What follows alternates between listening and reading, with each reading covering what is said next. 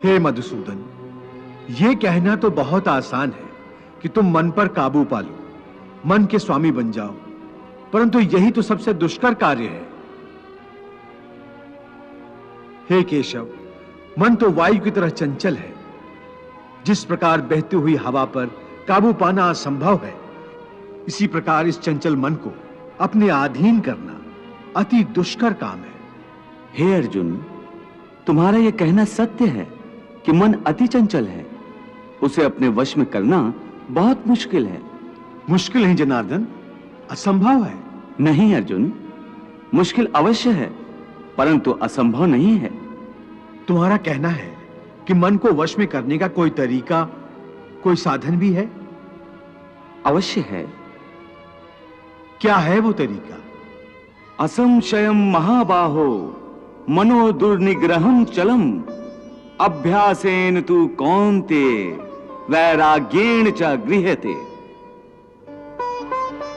अर्थात मन को वश में करने के लिए उस पर दो तलवारों से प्रहार करना पड़ता है।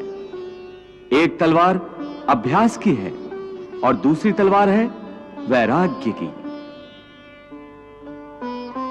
अभ्यास और वैराग्य? हां, अभ्यास और वैराग्य। देखो अर्जुन, अभ्यास का अर्थ है निरंतर अभ्यास। मन को एक काम पर लगा दो, वो वहां से भागेगा, उसे पकड़ कर लाओ, वो फिर भागेगा, उसे फिर पकड़ो। ऐसा बार बार करना पड़ेगा। जैसे घोड़े का नवजात शिशु एक क्षण के लिए भी स्थिर नहीं रहता, क्षण क्षण में इधर उधर फुदकता रहता है।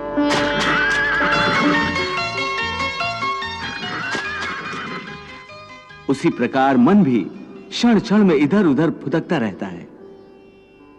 एक चंचल घोड़े की तरह मन भी बड़ा चंचल होता है, और ऐसे चंचल मन को काबू करना उतना ही कठिन है जैसे किसी मुंहजोर घोड़े को काबू करना।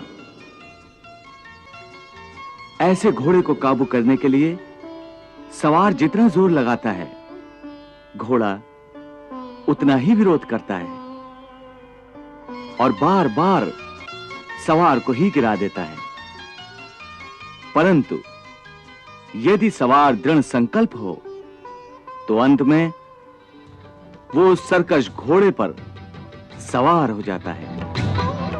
बस फिर वही घोड़ा सवार के इशारे पर चलता है।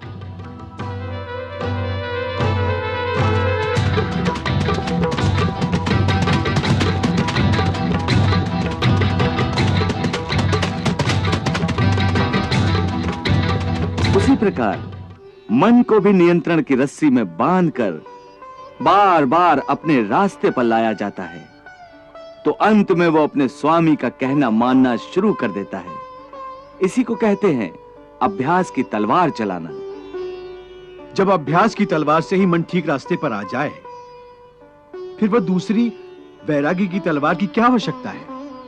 उसकी आवश्यकता इसलिए है कि एक बार ठीक रास्ते पर आ जाने के बाद मन फिर से उल्टे रास्ते पर न चला जाए, क्योंकि उल्टे रास्ते पर इंद्रियों के विषय उसे सदा ही आकर्षित करते रहेंगे।